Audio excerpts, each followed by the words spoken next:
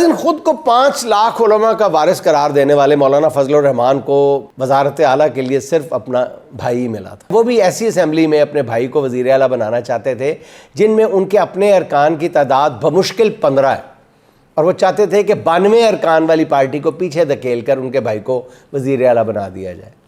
अस्तग़फिरुल्लाह।